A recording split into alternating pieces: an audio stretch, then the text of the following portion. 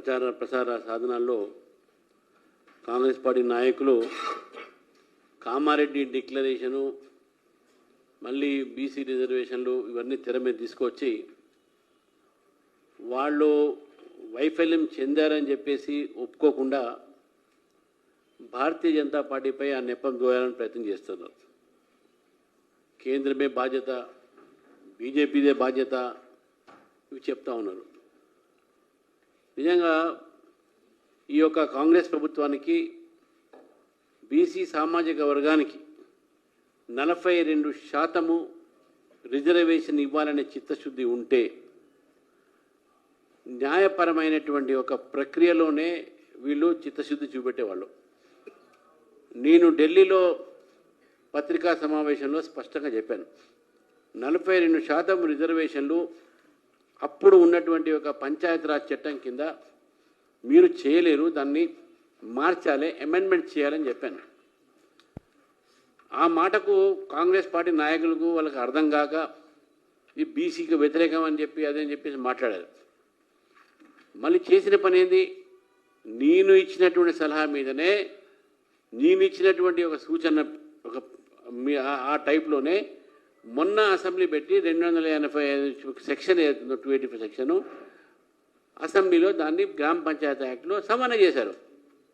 నేను ఫస్ట్ నుంచి అదే చెప్తున్నా, 285 యాక్ట్ సెక్షన్ మీరు అమెండ్మెంట్ చేయకుండా, దాన్ని సవరణ చేయకుండా మీరు రిజర్వేషన్లో తీసుకోరాలేరు, అది పొరపాటు అవుతుంది చెప్పాను. ఎందుకంటే దాంట్లోనే మెన్షన్ చేసిన 50% క్యాప్ అని సుప్రీంకోర్టు జడ్జిమెంట్. ఇప్పుడు వాళ్ళు చేశారు. ఎందుకు చేశారు? అప్పుడే చేయొచ్చు కదా, అప్పుడు ఎందుకు చేయలే? వాళ్ళకు కూడా న్యాయ సలహాకారులు ఉన్నారు కదా, అభిషేక్ మను సింఘ్వి లాంటి, సల్మాన్ ఖుర్షిద్ లాంటి వాళ్ళు మేధావులు ఉన్నారు అక్కడ. ఆయనకు కపిల్ సిబ్బల్ లాంటి వాళ్ళు, వాళ్ళ పార్టీకి సంబంధించి చాలామంది మేధావులు ఉన్నారు, న్యాయవాదులు. మరి వాళ్ళని సంప్రదించకుండా చేశారా? మీరు కామారెడ్డి డిక్లరేషన్లోనే 42% డిక్లేర్ చేసినప్పుడు ఇవన్నీ కూడా పట్టించుకొని న్యాయమైనటువంటి ఒక ఇన్ని చూసుకొని చెప్పిన అనుకున్నాం మేమైతే. ఊరికి అట్లా ప్రజల్ని మోసం చేయడానికి చెప్పినట్టు మేము అనుకోలే. కానీ ఈరోజు ప్రజలు గమనించారు, తెలంగాణ బీసీలు గమనించారు. మీరు ఆ రోజు కామారెడ్డిలో చేసినటువంటి బీసీ డిక్లరేషన్ కాదు, అది బీసీ బిట్రయల్, అది బీసీ ఘోషణ కాదు, బీసీకు ద్రోహం అనే విషయాన్ని కూడా ఈరోజు నేను చెప్తా ఉన్నాను. కాంగ్రెస్ పార్టీకు నిజంగా చిత్తశుద్ధి ఉంటే ఏ రోజైతే డిక్లరేషన్ చేశారో ఆ రోజు నుంచి ఈ రోజు వరకు దాదాపు 24 నెలలు దాటిపోయింది. అంటే 2 సంవత్సరాలు దాటిపోయింది మనకు. ఈ 2 సంవత్సరాలు దాటిపోయిన తర్వాత ఇంతవరకు దానిపైన ఆలోచన ఎందుకు రాలేదు కాంగ్రెస్ పార్టీకు? బిల్లు తీసుకువచ్చారు, బిల్లు బీజేపీ సపోర్ట్ చేసింది. మా రాకేష్ రెడ్డి గారు ఉన్నారు, మా ఎమ్మెల్సీలు ఉన్నారు, కౌన్సిల్ సపోర్ట్ చేశారు, మా అసెంబ్లీలో సపోర్ట్ చేశాం. ఇప్పుడు మీకు కేంద్రం ఎక్కడ అడ్డం వచ్చిందండి? మీరు అమెండ్మెంట్ చేశారు, గవర్నర్కి పంపించారు బిల్లు, వారి దగ్గర ఉన్నది, అది రాగానే మీరు అనౌన్స్ చేయండి. గతంలో కూడా మీరు చెప్పింది అదే. మీకు చిత్తశుద్ధి ఉంటే అమెండ్మెంట్ చేసి నోటిఫికేషన్ ఇవ్వాలి. గవర్నర్ ప్రెసిడెంట్ సంబంధం లేదు ఇది. నిజంగా కూడా ప్రెసిడెంట్కు సంబంధం, ప్రెసిడెంట్ దగ్గర పంపిస్తే ప్రెసిడెంట్ ఆఫ్ ఇండియా దగ్గర దేశవ్యాప్తంగా కూడా అన్ని బిల్స్ వస్తాయి. అవన్నీ బిల్స్ కూడా అసెంబ్లీకి అకౌంట్ది ఆ లైన్గా వస్తాయి. అది డిలే అవుతుంది. అంత దూరం పోవాల్సిన అవసరమే లేకుండా మీకు ఇక్కడే అమెండ్మెంట్ చేసి గవర్నర్ చేస్తే గవర్నర్ 60 రోజుల్లో దాన్ని అసెంట్ పంపిస్తాడు. అది మీరు గవర్నర్ చూసుకున్నట్టుగా అది అడ్మినిస్ట్రేటివ్ రిలేషన్స్ అది. కానీ మొన్నటి వరకు బీజేపీ అడ్డుపడుతుంది. బీజేపీ ఎక్కడ అడ్డుపడ్డదండి? కేంద్ర ప్రభుత్వం అడ్డం ఎక్కడ పెట్టిందండి? మీకు న్యాయ సలహాలు అడ్డుపడ్డదా? మీ న్యాయ ఒక ప్రక్రియలు అడ్డపడ్డదా? మీ బిల్లుకు అడ్డం పడ్డావా? ఎక్కడ పడ్డా అడ్డం పడ్డాం? మీరు సవరణ చేయకుండా తప్పుడు లెక్కలని పంపిస్తే అది ఎవరు చూస్తారా కదా? కాబట్టి ఈరోజు కూడా నేను స్పష్టంగా చేస్తా ఉన్నాను, తెలంగాణ ప్రజలని, తెలంగాణ ఓబీసీలను ఈరోజు కాంగ్రెస్ పార్టీ మోసం చేస్తూ ఉంది. ఈ యొక్క కామారెడ్డి డిక్లరేషను వీళ్ళు చేసినటువంటి వాగ్దానము వీళ్ళు ప్రజలకు వాళ్ళు చూపెట్టాలి, వాళ్ళ ప్రజలకు వాళ్ళు అమలుపరచాలని చెప్పేసి వాళ్ళందరూ కోరుతున్న సమయంలో మీరు మా మీద రాలేయటము, మా మీద నెపమేయటం అనేది ఇది పొరపాటు. మీకు చేతగాతో చెప్పండి, మీ చేత కాబట్టి చెప్పండి. మీరు 42% భారతీయ జనతా పార్టీ ప్రభుత్వం వచ్చి మీ ఇస్తాం. మీరు ఎట్లా మీరు ఈ విధంగా మీరు చేయలేని పని మా మీద దోస్తే ఎట్లా? You have failed in duties.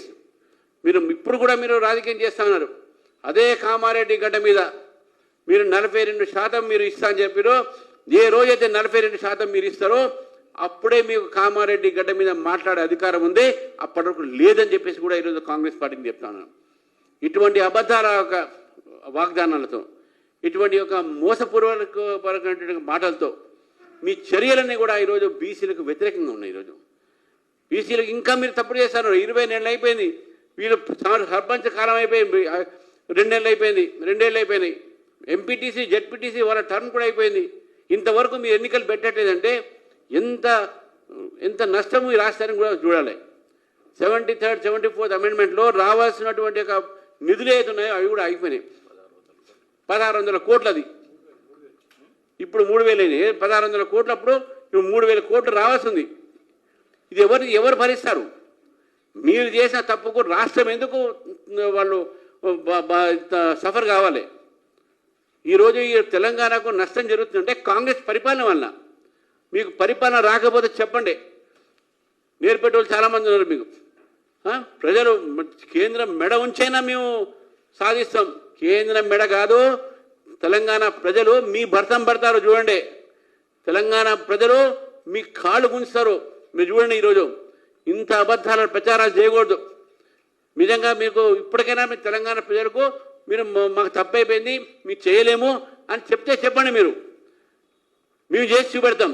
కానీ మీరు చేయలేరు కాబట్టి, చేయడం మీకు ఇష్టం లేదు కాబట్టి, మీకు చిత్తశుద్ధి లేదు కాబట్టి బీజేపీ మీద, బీజేపీ ఎంపీల మీద మాట్లాడటం ఏతుందో చాలా పొరపాటు. బీసీలు అని అంటారు, దత్తాత్రేయ గారు వైస్ ప్రెసిడెంట్ చేయమంటారు, మీరు మాత్రం రెడ్లకు ఇస్తారు. ఇది ఎక్కడ న్యాయం అంటే నాకు అర్థం కాదు. మీరు ఇది చెప్తారు, ఇంకోటి చెప్తారు. ఇవన్నీ ఒక మాటలు ఈరోజు కాంగ్రెస్ పార్టీ చేస్తున్న విషయం అందరూ గుర్తుపెట్టుకోవాలి.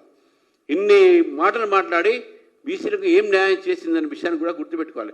ఈ 24 నెలల్లో బీసీల పేర్ల మీదనే వీళ్ళు రాజకీయం చేస్తున్నారు. కానీ బీసీలకు చిత్తశుద్ధితో వాళ్ళకు అప్లిఫ్ట్మెంట్ లేదు, ఎంపవర్మెంట్ లేదు, సాధికరణ లేదు, వాళ్ళకు పైకి తీసుకొచ్చే ఆలోచన ఈ ప్రభుత్వం లేదు.